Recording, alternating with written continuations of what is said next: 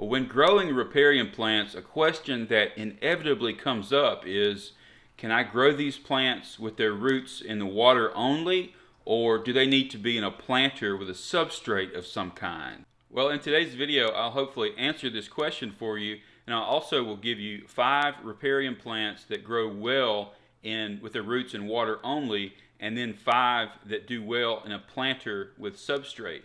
And I'll also share with you what kind of substrate I like to use in these planters. Now, these results are based on my experience growing each of the plants that we're going to talk about today, and they could differ slightly from other people's experiences, but generally speaking, the results should be similar for most people.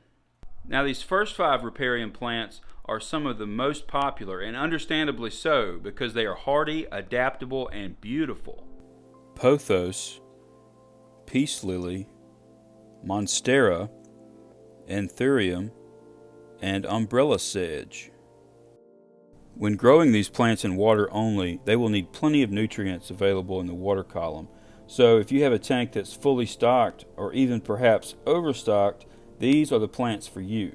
They will help remove excess nutrients from the water and can even greatly reduce the need for water changes. They will still grow in tanks with lower stocking levels, just perhaps not as fast. Personally, I tend to understock my tanks anyway, and all my plants grow just fine. For example, this 75-gallon tank behind me, it had low stocking levels to begin with, but then when the summer started, I moved all my fish out to the greenhouse, so it's got like 5 guppies left in there, and everything's going just great.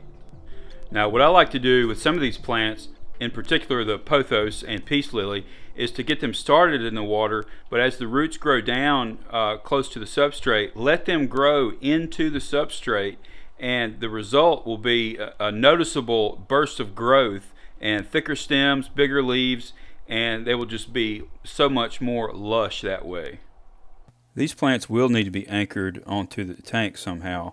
I like to make plant holders out of PVC pipe and egg crate panel, or just use coated wire to hang the plant on the edge of the tank.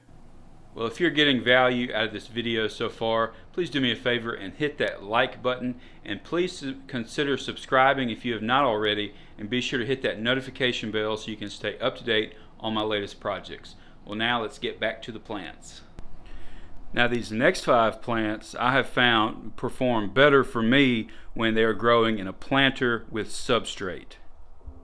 Syngonium, polka dot plant, Phytonia, Chinese evergreen, and Dracaena, which includes lucky bamboo. So, what kind of substrate do I need to use with these 5 plants? You need a substrate that will allow for some water flow to allow the roots access to oxygen, like EcoComplete, or it could be a mixture of different things like clay, sand, EcoComplete, fluorite, pea gravel, etc. For these 5 plants, I use basket-type planters hanging from the inside edge of the tank, and flow-through planters like this window box where the water flows through one end and out the other with the assistance of a pump. In a basket planter, you can line the inside with fiberglass window screen to prevent smaller pieces of substrate from falling out, or with even finer substrates, you can use a piece of barrier cloth as a liner, like the kind made for weed prevention in a garden. So these baskets are good for individual plants. These window box planters are great for growing more plants together and ones that could quickly outgrow a basket. I like to mount mine inside the tank with water being moved through by a hang-on-the-back filter. Now check out the video links in the description below for more on how I make my own DIY riparium planters. Well, hopefully I've answered these questions for you here today, but if you still have more questions about this topic, let me know in the comments section below. And also be sure to check out those other videos I mentioned earlier in the description. And hey, if you're already growing riparium plants, what kind of setup do you have? How do you prefer growing plants? Water only, or in a planter with substrate, or some of both? I would love to hear from you. Well, thanks for watching, and remember, it's all about the plants.